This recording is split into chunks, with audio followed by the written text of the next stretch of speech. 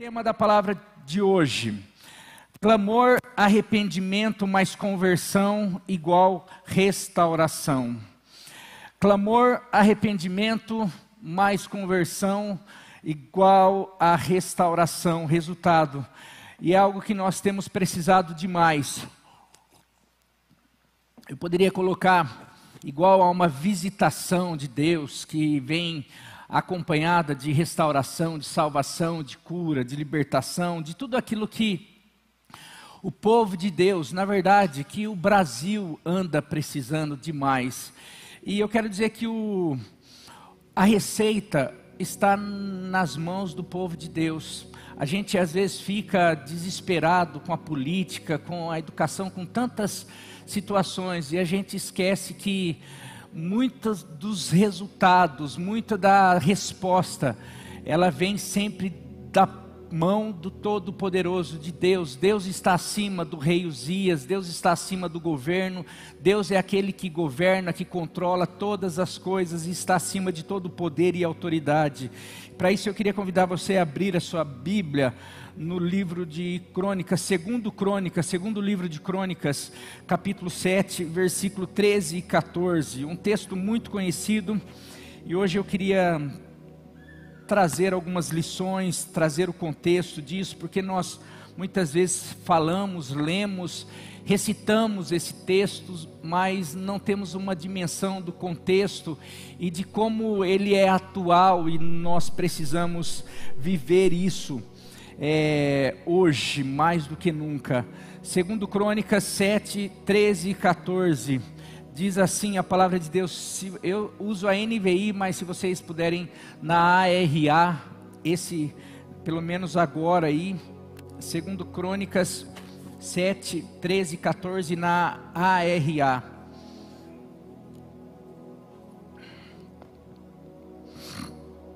Diz assim a palavra de Deus: se eu cerrar os céus de modo que não haja chuva, ou se ordenar aos gafanhotos que consumam a terra, ou se enviar a peste entre o meu povo, ou seja, se vocês se depararem com uma situação no país, na nação, aonde vocês estiverem, vocês passarem por um momento de destruição. Versículo 14 diz: se o meu povo, que se chama pelo meu nome, se humilhar e orar, e me buscar, e se converter dos seus maus caminhos, então eu ouvirei dos céus, perdoarei os seus pecados e sararei a sua terra. Esse contexto, onde se encontra essa passagem é uma resposta de Deus a uma oração de Salomão, num momento muito especial. Salomão faz essa oração na inauguração do templo, do verdadeiro templo de Salomão, aquele templo majestoso, um templo que o rei Davi quis construir, o pai de Salomão, porque cria que Deus merecia um lugar especial, não mais numa tenda, mas merecia um lugar para que ele pudesse ser adorado, uma habitação portentosa, bonita, cheia de luxo, e Deus permite Salomão construir, e foi construído com o melhor da época, com todas as instruções do próprio Deus. Deus mesmo deu a medida, como que teria que ser os materiais, e isso foi algo extraordinário. E no momento, quando o templo ficou pronto, o povo se alegrou. Salomão, eles convidaram todo Israel, de todos os lugares vieram, eles sacrificaram, fizeram sacrifícios, adoraram, cantaram, foi uma grande festa. E naquele momento Salomão ora a Deus e fala tantas coisas, e se encontra desde o capítulo 6, você pode acompanhar isso, ler na sua casa, e daí mas essa oração, ela é regada e muito voltada para o templo, para aquele lugar. No versículo 28, 29, você pode ter uma noção dessa oração, que segue muito isso daí, versículo 28 e 29 do capítulo 6, Salomão está falando: quando houver fome ou infestação sobre a terra, pragas e fungos, gafanhotos, migradores e gafanhotos devastadores, quando inimigos sitiarem as cidades do teu povo, quando em meio a qualquer aflição ou epidemia, se depois de tudo isso uma oração ou súplica por misericórdia for feita por um israelita, ou por todo Israel, o teu povo, cada um sentindo as suas próprias aflições e desesperos e dores, e estendendo a mão na direção desse templo. A oração, e se você for perceber, vai falando, e Salomão tudo voltado, quando acontecer algo, mas o teu povo vier para esse lugar, ou se voltar para esse lugar, como se o lugar tivesse algo miraculoso, como se o lugar fosse a questão. E muitas vezes, meu querido, nós nos pegamos dessa maneira, nós nos apegamos a estruturas, a lugares, a cultos, e nos alegramos e ficamos encantados e começamos a achar que a ação de Deus está ligada a isso. Eu quero dizer que o Senhor responde à oração e fala que visitaria o povo com livramento, perdão, restauração. Ele responde à oração de Salomão, mas deixa claro que as atitudes ou posturas ou posicionamentos do seu povo era mais importante do que qualquer templo, do que qualquer estrutura. Uma igreja é legal, cultos são legais, programações são muito legais, mas nunca substituirão uma vida de entrega e quebrantamento diante do Senhor. Nós temos vivido um tempo que essa igreja tem ficado cada dia mais legal. As programações têm sido cada dia melhores. Os cultos têm sido cada dia mais gostosos. Eu me alegro, eu fico à vontade de não sair daqui. Aquela música expressa muito bem, muitas vezes, a nossa sensação. Eu não quero mais sair daqui, eu quero ficar nesse lugar, não tem outro lugar melhor. Você pega aqui um momento de adoração como o de hoje, as duas últimas músicas, a vontade era continuar, falar assim, não vamos pregar, não vamos ouvir a palavra, vamos continuar. E era nesse contexto, o povo foi um momento de adoração, de festa, porque tinha motivo para isso, o povo estava em festa, eles estavam cumprindo algo da vontade de Deus. Mas o Senhor deixa claro nessa resposta, que nada disso, porque a gente às vezes tem essa impressão, a gente está passando por uma situação e a gente fala, eu vou lá na igreja, porque na igreja eu vou ouvir uma palavra, e o pastor vai orar, ou eu vou adorar, e parece que a gente sai com a alma lavada. E eu quero dizer que a gente sai, porque o Senhor vem e nos lava, e a palavra desse ambiente, mas eu quero dizer que isso não muda a nossa nação, muitas vezes não muda nem a nossa família, não muda, porque o que muda, o que traz libertação, restauração, é uma vida de relacionamento, de atitudes e posturas, de quebrantamento, de conversão, de mudança de vida. É isso que esse tema fala. Eu tenho absoluta certeza que se as megas igrejas, se as pessoas que lotam os eventos gospels, se as igrejas, se as pessoas que fazem fila para assistir tal show, tal pregador, se as milhares e milhares de visualizações para fulano, para se concretizasse em mudança genuína, em atitude, em relacionamento, meu querido, a nossa nação não estaria passando por como está, porque existe uma promessa que se o povo que se chama pelo meu nome se humilhar e orar e buscar a minha face e se converter dos seus maus caminhos, o Senhor ia fazer algo, Ele ia ouvir, perdoar, sarar e mudar a história daquela nação. Eu não creio num Deus que mente. Eu creio num Deus que é verdadeiro, que é fiel. E se Ele não tem feito isso, é porque talvez nós estamos muito voltados para as estruturas, os templos, as festas, as atividades. Mas hoje o Senhor quer nos levar a algo que transforma e muda de verdade. O que é isso? Atitudes e posicionamentos.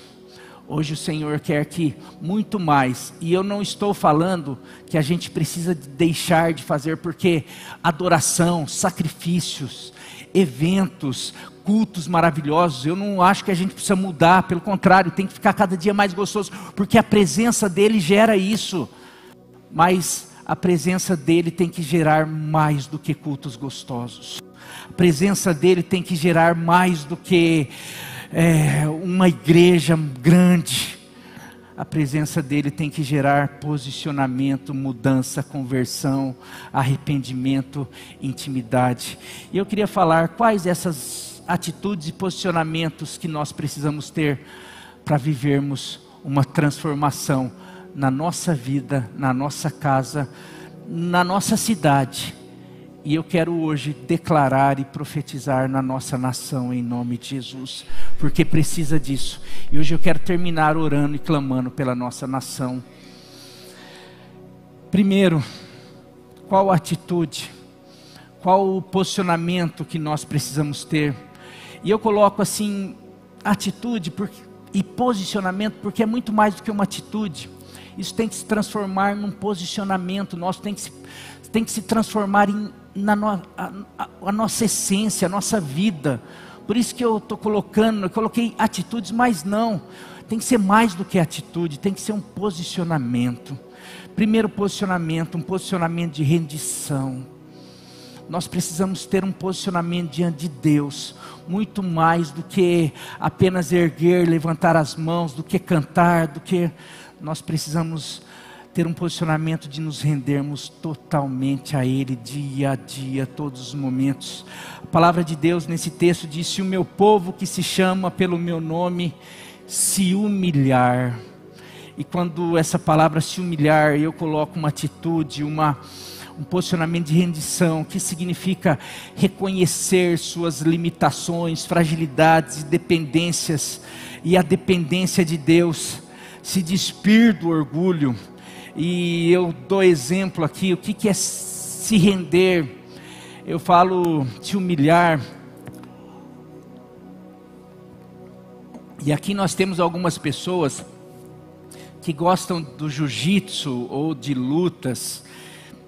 E uma das coisas que demonstram numa luta, quando a pessoa não tem mais condição de continuar, ou que ela se rendeu, ela faz algo, quando ela é imobilizada, está quase perdendo o seu fôlego, quando ela é envolvida com os braços, de repente recebe um golpe ali chamado mata-leão, que ela começa a ser enforcada ali, e ela precisa fazer algo ali, demonstrando que desiste ou se rende, senão ela vai dormir, como o pessoal fala, ela vai desmaiar, ele tem que fazer o quê? Bater, né? O pessoal tem que fazer assim, ó. Que ela está falando assim, ó, não, eu não aguento, eu desisto, eu me rendo. Antigamente as pessoas tinham que se prostrar, eu me rendo diante de uma guerra, diante de alguém, era se prostrar. Não, eu tô reconhecendo que eu sou mais fraco, eu sou mais frágil, eu não tenho essa força para resistir você. Se render, se humilhar, se o meu povo que se chama pelo meu nome, começar a perceber que eles são frágeis, eles dependem de mim, eles precisam começar realmente parar de achar que eles têm solução para tudo, que a solução está nele, que se ele se levantar, se ele falar, se ele der dinheiro, se ele fizer, que a capacidade dele. Não, meu querido. Você sabe que muitas vezes as igrejas, muitas vezes a casa, a família, os filhos, o trabalho, a profissão, são tantas coisas que têm dado errado, porque a gente está lá, estamos sendo enforcados pela família, estamos sendo enforcados pelos problemas, mas a gente está lá, não, em vez de eu chegar e falar para alguém, falar para o pai, falar para a esposa, falar para um líder, falar para alguém, falar, olha, eu não estou sabendo lidar com isso. Nossa, mas você é um homem. Não, eu sou um homem, eu sou um marido, eu sou uma pessoa que no trabalho eu vou bem, mas eu como pai eu não estou conseguindo lidar, eu não sei. Tem muita gente que está sendo enforcado, está morrendo, mas não tem coragem de chegar e falar assim, eu não sei, eu não consigo, eu preciso de ajuda. O povo de Deus, e aqui eu coloco alguns exemplos, porque daí eu coloco aqui o exemplo dos homens, como o homem tem dificuldade de se colocar como alguém frágil. As mulheres, elas se colocam, você vê que a mulher fala, a mulher conversa, a mulher procura outra, a mulher vai na igreja, a mulher busca ajuda na terapia, a mulher busca ajuda na religião, a mulher busca ajuda, e o homem está lá. A mulher, por que se não conversa com fulano? Não, porque o que vão pensar de mim? Vou falar com outro homem, o outro homem vai achar que ele é melhor que eu, e assim os homens ficam se destruindo a sua casa, a sua família, destruindo muitas vezes os seus filhos, porque eles são autossuficientes. E aqui nessa igreja mesmo, eu quero dar um exemplo, que eu tenho percebido homens tendo uma transformação na sua casa, na sua família, em tantas outras áreas, porque tem chegado para mim, não é só para mim, mas às vezes para um pai, para um outro líder, para um pastor, para alguém, para algum profissional, e chegado e falado assim, olha, eu tenho essa fragilidade, eu não consigo, eu não sei. E quando ele coloca isso, às vezes eu falo assim, eu também não sei, mas nós vamos buscar alguém que sabe, que pode. E ali numa conversa, numa oração, vem o próprio Deus e responde, porque ele fala, se o meu povo que se chama pelo meu nome, se humilhar, se render, reconhecer que não é, que não sabe, que não pode. Meu querido, existe um poder tão grande, porque fala que Deus faz o que aos humildes? Ele dá graça, e como nós precisamos da graça dele, mas ele faz o que aos soberbos? Ele resiste. Tem muita gente que não consegue encontrar solução para a vida, e quando eu falo para a vida, tem muita gente que não consegue.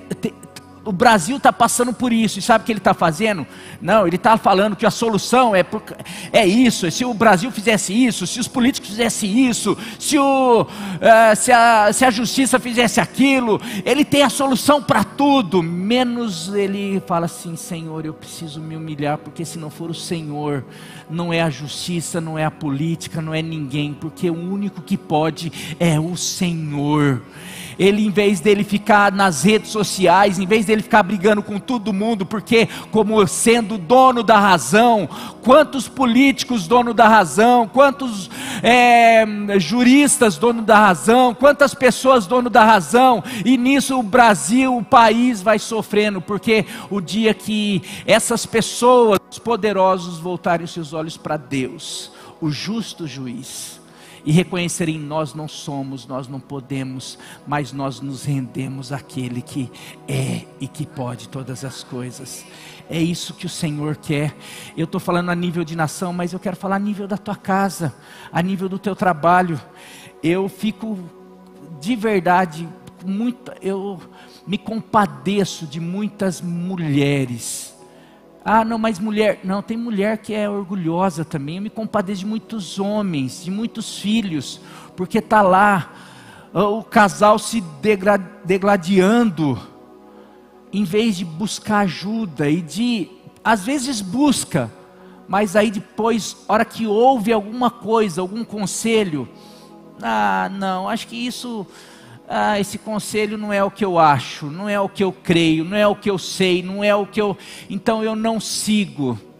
eu não me rendo diante da palavra de Deus. O que acontece? Continua sem ter a restauração, sem ter a cura, sem ter aquilo que Deus promete aos humildes. Meu querido, que nessa noite nós possamos nos render diante do Senhor. 1 Pedro 5 e 6 diz: da mesma forma, jovens, eu falei de homens, mas jovens, adolescentes, sujeitem-se aos mais velhos, sejam todos humildes uns para com os outros, porque Deus se opõe aos orgulhosos, mas concede graças aos humildes. E não para aí, versículo 6, portanto, humilhem-se debaixo da poderosa mão de Deus, para que Ele os exalte no devido tempo. Se humilhe hoje, para que amanhã Ele mesmo possa exaltar você para a glória do nome dEle. Segunda atitude, fé e confiança. Diz assim: se o meu povo que se chama pelo meu nome se humilhar e orar, reconhecer a necessidade da oração e dependência dEle. Meus queridos, talvez seja a coisa que mais nós falamos, o povo de Deus, sobre oração, mas talvez seja uma das coisas mais negligenciadas pelo povo de Deus, é a oração. Basta você, eu faço um desafio para você, qual é a primeira coisa que você faz diante dos problemas que chegam para você? A dificuldade que temos de primeiro orar e depois agir diante das situações. A hora que chega qualquer coisa, o que você faz? Você murmura, você reclama, você briga, você vai para as redes sociais, você vai para o celular, você vai para tudo, você conversa com um, você conversa com o outro, você briga, você busca saber o que você pode fazer, que pode resolver, e você se revolta, e você passa mal, você fica doente, você busca terapia, você busca tudo. E a oração, onde que ficou nisso? Porque o Senhor fala: não estejais ansiosos por coisa alguma, antes, apresente as vossas petições, as vossas causas diante do Senhor. A gente tem dificuldade, a gente fica, e eu falo, meu querido, porque eu não sou diferente de você. Quantas vezes eu vem alguma situação, eu começo a agir, começo a fazer, começo a ter dor de estômago, daí lá na frente vem o Espírito e fala assim: você já orou? Ai, não orei, perdão Deus, não orei, precisava ter ficado desse jeito. Sabe, meus queridos, nós nos esquecemos, nós ficamos revoltados. Quantas vezes eu posso falar de tudo isso que o Brasil tem vivido? Você não tem noção como eu tenho me revoltado, mas toda vez que eu me revolto, a primeira coisa que o Espírito fala é: você já orou? Você já clamou? Porque a questão da oração também não é só orar. A oração tem a oração que nós colocamos, nós apresentamos, mas existe o clamor, que é um pedido de socorro. Ontem no culto da fogueira nós falamos que o Senhor ouve o clamor do seu povo. Lá Ele chega para Moisés e fala: eu tenho ouvido o clamor do meu povo. Será que nós temos clamado? Será que você tem orado? Será que todos os dias você tem apresentado essas situações que tem te deixado desesperada, que tem te levado à ansiedade, que tem te levado à depressão, que tem te levado aos desesperos? Será que todos os dias, da mesma maneira como você fala, como você conversa, ou como você se recua, como você foge, como você vai para a cama, como você não quer falar com ninguém, não quer sair, como você foge das coisas, será que nessa mesma intensidade você tem clamado? Às vezes não, porque talvez se você tivesse clamado na mesma intensidade como você reage naturalmente, que é se revoltando, se deprimindo, se frustrando, se revoltando, pode ter certeza que a consequência seria totalmente diferente, porque a consequência seria a fidelidade de Deus vindo, respondendo e agindo em teu favor, porque essa é a vontade de Deus. 1 Tessalonicenses 5,17 fala: orem em todo o tempo, orem constantemente. Jeremias 33:3, clame por mim e eu responderei, e lhe anunciarei ou mostrarei coisas grandes e ocultas que você não conhece. Quantas coisas, quanta revelação, quanta direção nós estamos precisando de Deus, e Deus fala: clama a mim, ora, me busca que eu vou apresentar, eu vou revelar, eu vou falar. E às vezes a gente fica desesperado, a gente fala com um, a gente busca conselho no um, com a amiga, com não sei quem, a gente fica desesperado. Não, eu sei que é importante nós conversarmos com líderes, pastores, isso é fundamental, mas às vezes, você já orou? Você tem clamado, você tem buscado, porque às vezes Deus, o próprio Espírito pode revelar para você, mas daí, não, eu não quero ficar clamando, clamar todo dia, orar, perder tempo. Eu prefiro ir naquela profetisa, naquele profeta, naquela pessoa no nome de Deus, porque daí ele, como ele tem intimidade, ele vem e ele fala para mim, porque eu orar, eu clamar, isso dá muito trabalho, eu prefiro xingar, murmurar, ficar nervoso, irritado, porque isso é o que cabe a mim. Enquanto isso, você vai perdendo de ouvir a resposta de Deus, de receber a visitação dEle e de receber a restauração e a cura dEle. Porque eu vou falar no final aqui, tudo que eu estou falando, porque existe uma promessa. E como eu falei, Ele não é homem para mentir, nem filho do homem para se arrepender. Ele falou: para aquele que se humilhar e orar, vai ter resposta, vai ter solução, vai ter restauração, vai ter cura em nome de Jesus. Pergunte para qualquer pastor, para qualquer homem de Deus, para qualquer pessoa que você admire, em termos de tudo que já passou, já viveu problemas, situações, está em pé, e pessoas que você admira da vida espiritual. Pergunta qual é a posição da oração na vida dessas pessoas.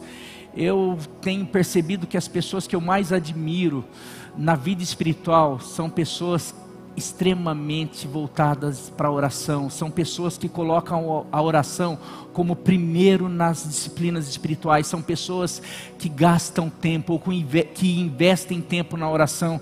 Nunca esqueço um dia que nós fomos numa conferência da Convenção Batista, e lá estava um pastor coreano chamado Billy Kim. Estava com seus 90 anos, é um pastor, um dos pastores mais conhecidos da Coreia do Sul, conhecido pela sua relevância. E um dia fizeram a pergunta lá para ele, que eu nunca mais esqueci.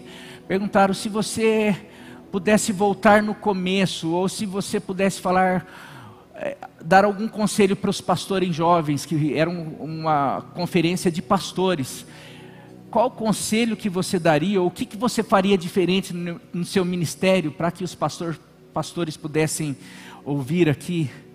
Ele falou algo que eu fiquei assim, porque nós pastores, nós amamos pregar, ensinar, falar.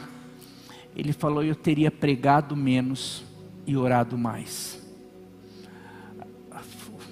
Teve esse silêncio na plateia, todo mundo ficou. Eu preguei muito, orei muito, mas eu fui sempre muito mais feliz, e muito mais as bênçãos de Deus chegaram para mim, e eu muito mais fui íntimo de Deus no tempo que eu orava. Então, se eu pudesse voltar atrás, eu teria orado muito mais. Meu querido, a oração, você fica imaginando Jesus, que era o Deus encarnado, que andava sobre as águas, que falava para o cego: veja, e o cego via, que tinha todo o poder, que vencia tudo. Ele, com tudo isso, ele constantemente ele se retirava para fazer o quê? Para orar.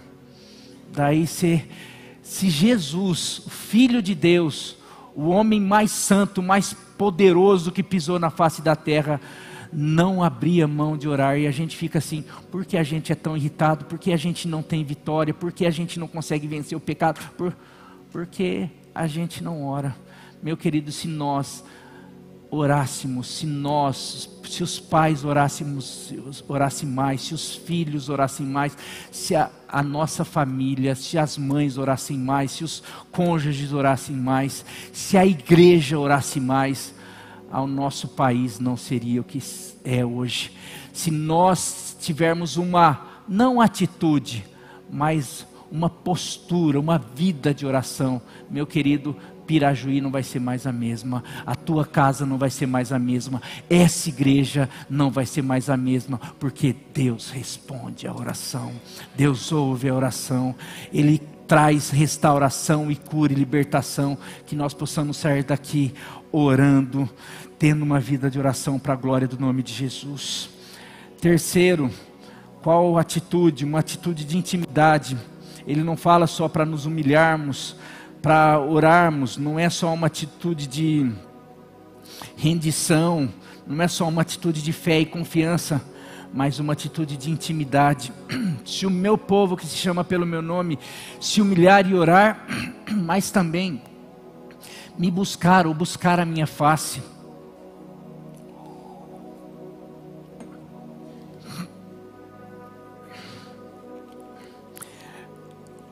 A oração não é buscar o Senhor, a oração nós buscamos, nós pedimos, mas aqui ele faz questão, porque esse buscar tem a ver com intimidade, é buscar o principal, é buscar a Ele, é ter aquele tempo, não sobre o que Ele também pode me dar ou fazer, não é só buscar, não é só ir para a igreja, não é só fazer coisas para Ele. Eu dou exemplo sobre Marta.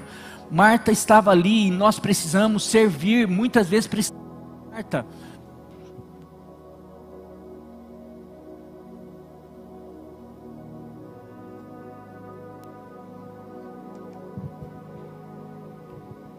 O dia que não falhar esse microfone, vamos ter que, acho que comprar outro aí, meu.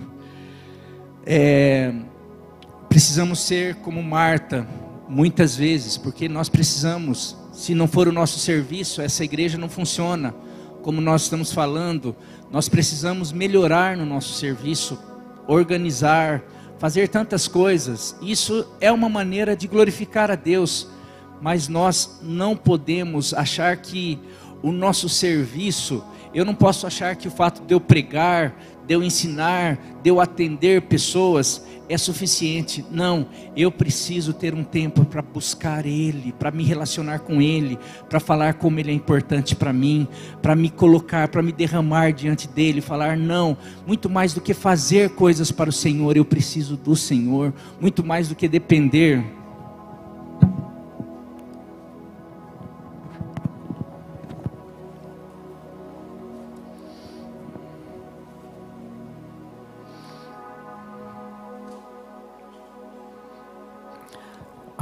Muito mais do que apenas depender do que Ele faz, eu preciso realmente falar com Ele, que eu dependo da presença dEle. É como Moisés lá, se o Senhor, se a tua presença não for, não nos faça ir.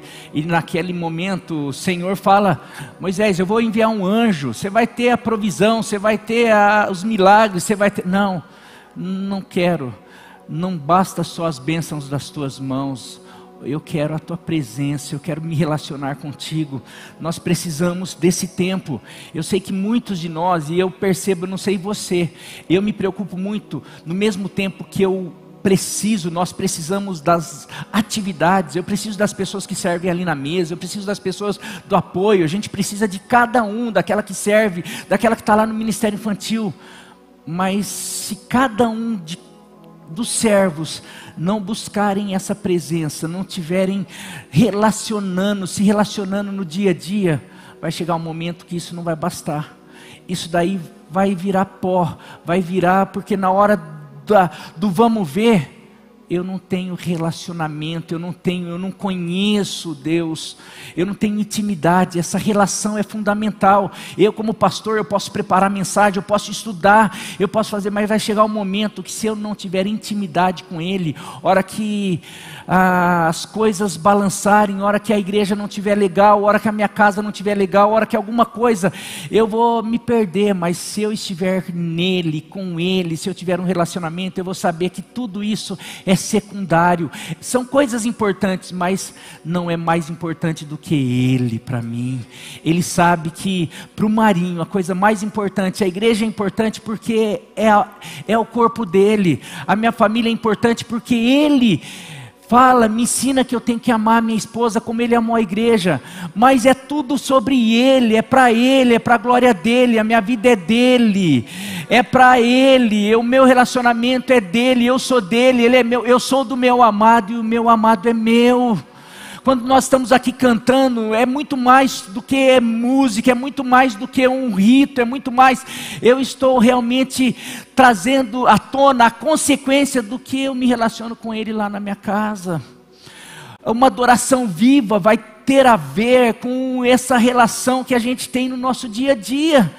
Agora, se não, a gente precisa de uma igreja, precisa de pessoas. Eu me emociono porque eu vejo outras pessoas se emocionarem.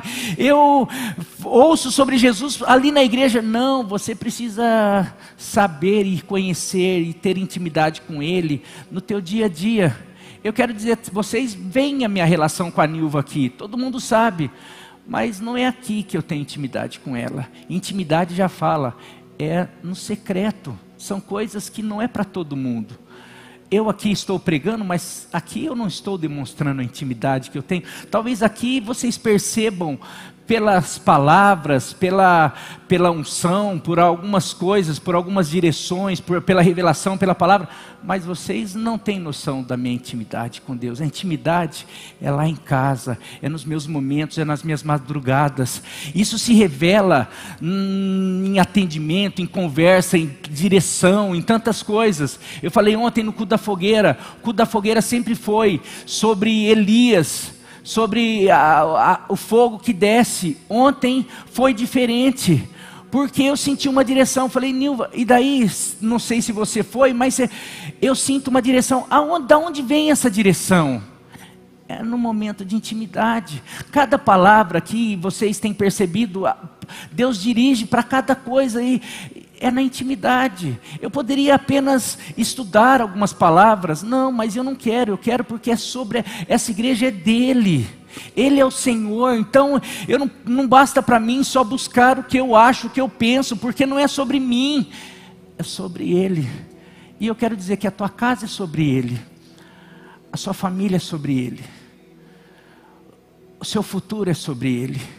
E eu quero dizer que Ele te ama e Ele tem o melhor para você. Se você começar a ser íntimo, se tornar íntimo dEle, Ele vai dar o melhor. Na verdade Ele já deu, mas você vai começar a receber e entender, e Ele vai começar a revelar coisas que Ele só revela no íntimo. Eu tenho a intimidade da Nilva, ela revela coisas para mim que não revela para mais ninguém, porque eu tenho intimidade com ela. Eu revelo coisas para ela que é só para ela. Eu quero dizer que o Senhor revela coisas para mim que é só para mim, mas eu quero dizer que Ele quer revelar coisas que é só para você, mas vai ser lá no lugar de intimidade. E nesse lugar eu quero dizer que tem cura, libertação, salvação, restauração, tem tudo aquilo que Ele quer trazer para você, para sua casa, para essa igreja, para a nossa nação, em nome de Jesus. Qual é a última atitude? Coloquei aqui essa questão da intimidade. Não, tem aqui o último, que não é só intimidade, mas quebrantamento. Se o meu povo que se chama pelo meu nome se humilhar e orar e me buscar e se converter dos seus maus caminhos. Quebrantamento. O problema não é o inimigo. Muitas vezes nós achamos, sabe, que nós olhamos na nossa casa, na nossa família, situações, nós sempre estamos achando, colocando um culpado. O culpado para a situação da nossa casa é o marido, é a esposa, é o filho. A situação do nosso trabalho é o patrão, é o chefe, os funcionários. A gente sempre fica colocando situações, culpados. Mas muitas vezes o problema não tem nada a ver com o inimigo, a praga, a falta de chuva, mas pode ser as nossas escolhas, o nosso pecado, o nosso orgulho, a nossa negligência em algo.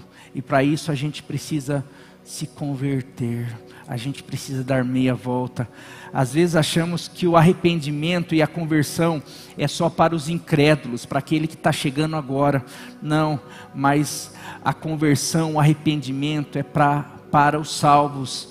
Porque esse texto está falando, se o meu povo que se chama pelo meu nome, se humilhar e orar e buscar a minha face e se converter dos seus maus caminhos. O povo que se chama pelo meu nome, ou seja, o povo de Deus, muitas vezes precisa se converter dos seus maus caminhos, porque a natureza humana não morre no dia do batismo, no dia que nós aceitamos Jesus. A natureza humana continua aqui, ou seja, o ímpeto para o mal, o coração, como João falou aqui na quinta-feira, ele é corrompido, ele está sempre querendo coisas egoístas, ele está sempre buscando seus interesses, ele está sempre, e nós, se nós não pararmos todos os dias e perceber e falar, Deus, por isso que a gente precisa se humilhar, por isso que a gente precisa buscar a face do Senhor, por isso que porque nisso é revelado o que é necessário a gente dar meia volta, parar, se arrepender.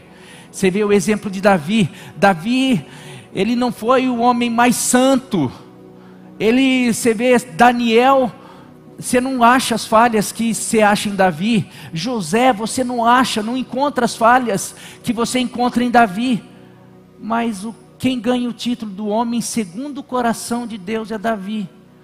Uma pessoa que cometeu adultério, que cometeu assassinato, que falhou como pai, que teve vários erros. Mas ele mesmo assim é o homem segundo o coração de Deus.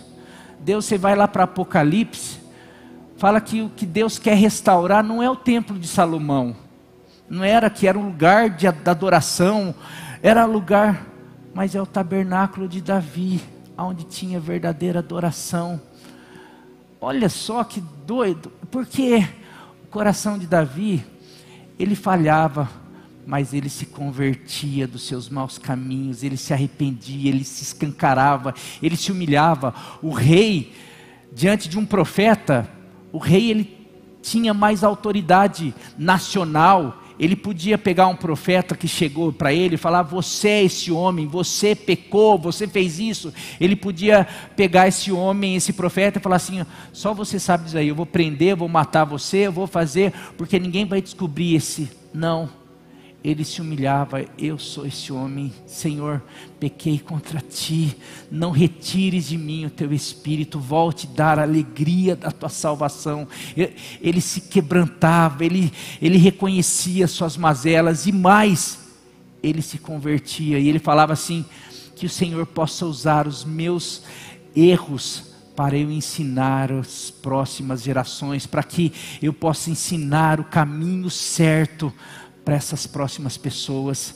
Sabe, meus queridos, muitas vezes nós estamos ali querendo, Senhor, restaura a nossa nação, restaura a minha casa, restaura a minha vida, muda a minha história, vem. Mas nós não estamos dispostos a nos converter dos nossos maus caminhos, nós não estamos dispostos a parar de fazer as escolhas que temos feito, nós não estamos dispostos de abrir mão da nossa carência, nós não estamos dispostos não, eu errei ali, aqui, agora Deus me dá uma oportunidade, mas eu não vou me converter, eu vou continuar fazendo as minhas escolhas, eu não vou entregar, eu não vou me humilhar, eu vou continuar buscando os meus interesses, eu não vou entregar tudo a Ele, eu não vou entregar minha vida. Quando Jesus fala, aquele que quer vir após mim, faça o quê? Negue-se a si mesmo, tome cada dia a sua cruz. Essa cruz é o instrumento de morte, a morte é quando Jesus iria para a cruz ser sacrificado. O que Jesus está falando, aquele que quer vir após mim, vai ter que aprender a sacrificar o seu eu, a sua vontade, daí sim vai poder me seguir. Nós não queremos sacrificar a nossa vontade, o nosso eu, os nossos desejos. Eu quero Jesus, eu quero a cura, eu quero a libertação, mas eu quero continuar com as bebidas, eu quero continuar nas drogas, eu quero continuar na sexualidade, eu quero continuar tudo aquilo que me dá prazer continue dominando a minha vida.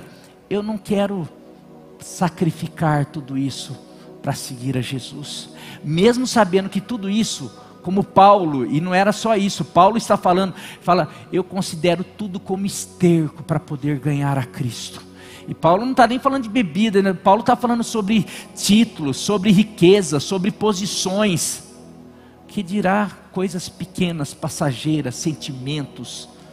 Tudo isso, eu quero dizer que tudo aquilo que o mundo, que a nossa carne, a nossa natureza pode oferecer ou proporcionar, é infinitamente nada perto daquilo que Jesus Cristo veio oferecer e nos dá de graça por causa do amor dele demonstrado na cruz.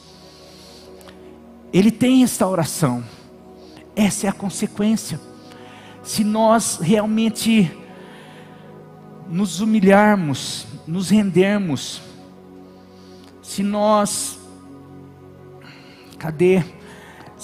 nos humilharmos, tivermos uma postura de rendição, se nós orarmos, tivermos uma postura de fé, porque quando nós oramos, nós demonstramos a confiança que estamos entregando e confiando nele. Se nós tivermos uma postura, uma atitude de intimidade, de estar sempre buscando ele, se nós tivermos uma postura de estarmos sempre nos convertendo, nos arrependendo e nos deixando os maus caminhos, a consequência vai ser, meu querido, não tem possibilidade de ser diferente dessa. Se o meu povo que se chama pelo meu nome se humilhar e orar e buscar a minha face, então eu ouvirei do céu, perdoarei os seus pecados e sararei a sua terra. Essa é a consequência, meu querido.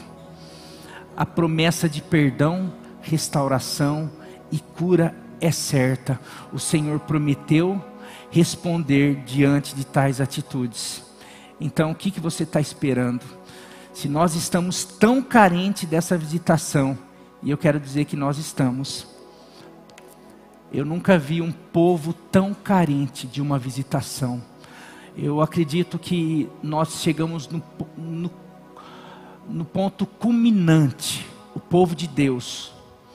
Nós precisamos hoje, nós precisamos sim participar de cultos, ir para a igreja, nós precisamos ouvir a palavra, nós precisamos trabalhar, nós precisamos servir, nós precisamos fazer tudo isso, mas mais do que tudo que nós já fizemos, nós precisamos de começar a termos essas condutas e essas atitudes, porque daí o Senhor vai vir com uma visitação, com um avivamento, com uma renovação, com uma transformação, e Ele vai começar na igreja, vai começar na nossa vida, vai começar a fazer algo extraordinário, vai começar a mudar o nosso interior, vai começar a nos santificar, vai começar a nos vivificar, vai começar a nos curar, vai começar algo mudando em nós, o Espírito dele vai começar a ter uma visitação extraordinária, e isso vai passar para a nossa casa, para a nossa família, isso vai começar a contagiar a igreja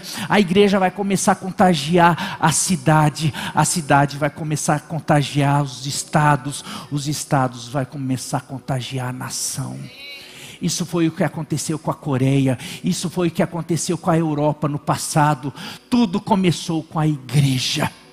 Isso foi o que aconteceu com a reforma, tudo começou com uma postura de homens e mulheres se rendendo, se humilhando, orando, clamando, buscando. Nós queremos uma reviravolta no nosso país, nós queremos uma reviravolta nas famílias, nas igrejas. O Senhor hoje fala, está nas tuas mãos, porque aquilo que depende de mim, eu já deixei.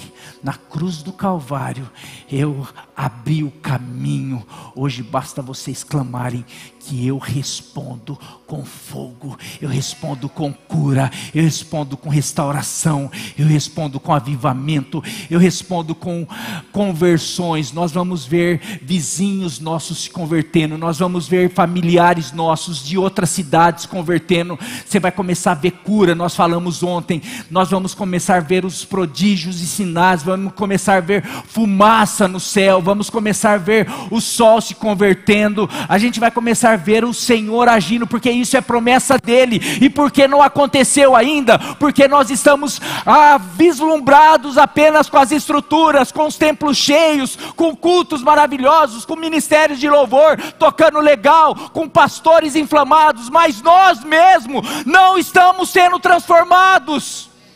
Quando nós, cada um de nós, cada um do povo que se chama pelo nome de Deus, começar a ser a pessoa que busca, que ora, que se humilha, que se rende, aí virá o avivamento, aí virá uma visitação tão necessária para esse tempo, para a glória do nome dEle. Você crê nisso? Você crê nisso? Você está disposta a ser você, a começar de você? Eu quero chamar o ministério de louvor, eu quero chamar o pessoal com as bandeiras para vir aqui à frente. Aleluia. Sinto a presença de Deus, uma visitação extraordinária hoje aqui. Não sei se você está sentindo uma visitação aí. Eu estou sentindo, o Espírito está, não sei, está agindo aqui. Ele tem a oportunidade de agir na tua vida hoje. Para a gente sair daqui, não só num culto. Isso daqui não pode parar hoje, não pode parar no culto. Isso daí tem que a gente chegar em casa. Você quer o que precisa acontecer? Um dia eu fui numa conferência, dessas conferências que a gente tem, e ali eu recebi algo, uma visitação extraordinária. Mas sabe o que aconteceu? Não ficou ali.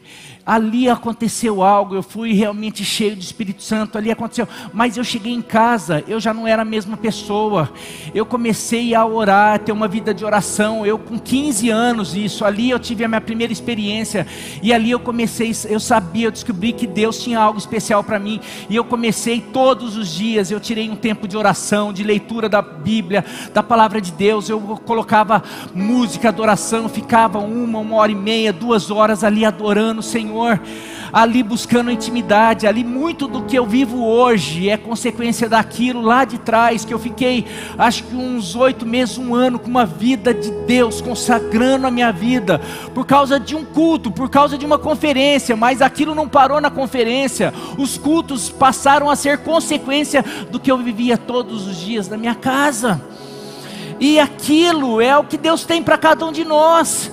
Sabe o que aconteceu ali? Eu comecei a levar muitos amigos, porque aquilo, a presença de Deus, a intimidade, daí o fogo de Deus, o Espírito Santo começa a encher você, e você começa a ser uma pessoa cheia do Espírito, e isso começa a impactar todos os lugares. Meu querido, isso impacta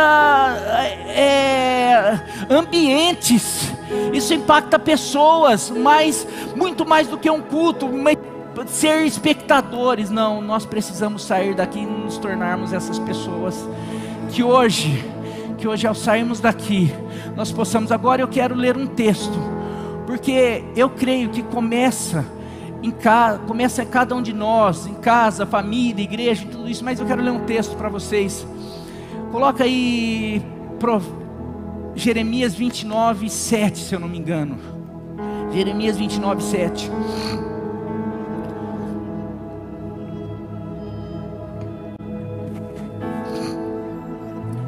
O profeta Jeremias é usado para levar uma mensagem para o povo que tinha sido deportado para a Babilônia. Você sabe que a Babilônia é o símbolo do mundo na palavra de Deus. Nós estamos no mundo, mas nós somos o povo de Deus.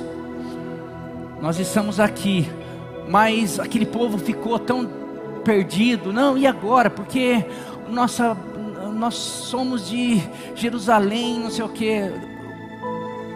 O profeta, Deus fala para eles que eles estão ali por causa de um propósito, um plano, e eles precisam construir casas, eles precisam multiplicar, casar, eles precisam trabalhar ali, eles precisam, e daí ele fala algo, eles precisam trabalhar para a prosperidade daquela nação, eles precisam orar para que aquela nação seja abençoada e próspera, porque a prosperidade ou a felicidade ou a bênção deles depende daquilo, porque se aquela nação for um caos, é o mundo, é a Babilônia, mas enquanto eles estão lá, aquela Babilônia precisa ter ordem, precisa ser uma bênção, porque todo caos vai atingir o meu povo.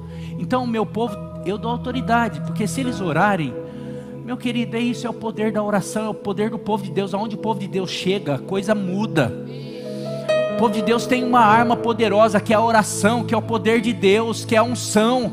Por isso que Jesus ensinou a oração do Pai Nosso: venha a nós o vosso reino, seja feita a tua vontade aonde? É só no céu? Seja feita a tua vontade aqui na terra, como é feita no céu. Seja feita a tua vontade aqui enquanto nós estamos aqui, porque se a tua vontade for feita aqui, nós seremos abençoados, nós seremos felizes, nós seremos prósperos. Então, Senhor, seja feita a tua vontade aqui na Babilônia, que o teu reino seja estabelecido aqui na Babilônia. Nós precisamos orar, trabalhar, para que a bênção do Senhor esteja onde nós estejamos, em Pirajuí, no Brasil. Você tem orado por isso? Ou você só critica, só fala, só fica brigando? Eu quero lançar um desafio para você. Nós precisamos ser essas pessoas, porque o nosso Brasil está um caos. Muitos dos problemas que você tem na família é consequência do estado que está o Brasil. É por causa de como está a educação, de como que está as mídias, por causa do vício das redes sociais, por causa do controle, do domínio do espírito do anticristo, dos principados e potestades que têm dominado as pessoas, que controlam todo um sistema. E o povo de Deus ainda fica brigando, fica lá olhando às vezes, aquela igreja, olha o escândalo daquela igreja, aquele pastor, aquele não sei o que, só criticando, brigando, e não está percebendo o que o inimigo está fazendo, usando pessoas e mais pessoas, e a igreja está dormindo. Desperta, tu que dorme, levante dentre os mortos e Cristo te esclarecerá. Busquem a prosperidade da cidade para a qual eu os deportei. Busque a prosperidade para a cidade, para o estado, para a região, para o país que vocês nasceram, para a qual eu vos enviei. E orem ao Senhor em favor dela, porque a prosperidade, a bênção, deixa no 7 lá. Porque a prosperidade de vocês depende, a bênção de vocês, só esse texto aí, depende dela, da prosperidade, da bênção dela. Que nós possamos nos levantar. Tem várias igrejas fazendo 40 dias de oração em prol da nação. Que nós possamos nos levantar, não precisa ser 40 dias, daí tem que virar. Nós precisamos orar sempre para a nossa nação. Nós precisamos orar sempre pela nossa cidade. Nós precisamos orar sempre pela nossa família, pela nossa casa, pela igreja. Você tem orado pela igreja? Você tem orado pela nação? Ou você só fica orando por mim, por meu? Não, porque enquanto você ora só por você e pelos seus, nunca vai acontecer, porque você e os seus precisa de precisa da cidade, da nação, precisa de uma igreja, precisa da educação, precisa da política. Nós não somos ETs, nós vivemos. Você vê o próprio Deus falando, vocês vão precisar da prosperidade da Babilônia para serem abençoados. Nós precisamos da prosperidade do Brasil. Nós precisamos de uma educação boa para que os nossos filhos. Agora nós precisamos, daí a gente não ora nem para a nossa casa, a gente não ora nem para os nossos filhos, a gente não se humilha nem pela nossa família, pelo nosso casamento, pela nossa igreja. O pastor está querendo, não, que hoje possa ter mudado uma chave, muito mais do que um frequentador de igreja, do que alguém que é simpatizante. Eu sou simpatizante da igreja, eu vou lá na igreja porque quando eu vou na igreja eu me sinto bem. Você vai cansar de ficar se sentindo bem todo domingo. Você vai precisar de um culto toda semana para se sentir bem, uma vez por mês. Mas a tua vida não vai mudar. Você não vai viver a restauração e o avivamento, a bênção. Porque a bênção do Senhor é que enriquece. A vontade do Senhor, ela é boa, perfeita e agradável. Essa é a vontade de Deus. Que a gente viva uma vida abundante em todas as áreas da nossa vida. Mas sabe que está na mão, não é de Deus, porque Deus já quer e já preparou tudo. Está na mão daqueles que precisam orar, se arrepender, clamar, se converter do mau caminho, buscar a face do Senhor. Daí tudo que Jesus conquistou na cruz é direito nosso e é nossa herança, e vai ser derramado sobre nós, e nós vamos viver aqui na nossa casa, na nossa cidade e na nossa nação, para a glória do nome dEle. Enquanto eles vão cantar essa música, eu queria que vocês colocassem em pé. Eu queria que eles cantassem essa música, mas não quero que vocês cantem. Eu quero que enquanto eles tocam, enquanto eles cantam, eu quero que você clame. Eu quero que nessa hora você se humilhe. Eu quero que você busque a face do Senhor em favor da nossa nação, da nossa cidade e da minha vida, da minha casa. Não, daí você vai fazer durante a semana na sua casa, mas hoje nós vamos agora clamar pela nossa nação, pela nossa cidade, para que realmente a vontade, o reino de Deus seja estabelecido, para que principados sejam retirados, para que o Senhor envie os seus anjos, os seus príncipes, guerreiros, a começar a guerrear, para que todo demônio, tudo aquilo que tem realmente prendido a nossa nação, que tem trazido tanta injustiça, tanta coisa, comece a ser quebrada. Nós temos poder, nós temos autoridade. O Senhor colocou a igreja nas regiões celestes, muito acima de todo principado e potestade. Então, enquanto nós estivermos orando, clamando, nós não estamos orando e clamando aqui na terra, nós estamos orando nas regiões celestiais. É de lá que vem o socorro, é de lá que vem a resposta. Enquanto nós fizermos isso, a nossa casa, a nossa família, a nossa vida, eu estou te convidando a se tornar um guerreiro do Senhor. O Senhor quer levantar um exército aqui nessa igreja. O Senhor está querendo levantar um exército para guerrear. E se você aprender isso daí, não vai ter mais. Você vai ver as regiões mudando, os problemas da sua casa, dos seus filhos, da sua família, vai começar a bater em retirada, porque maior é o que está em nós, maior é o que estão dos nossos lados. Então que nesse momento você possa começar a declarar, profetizar para a nossa nação, para a nossa cidade, em nome de Jesus. Jesus, quero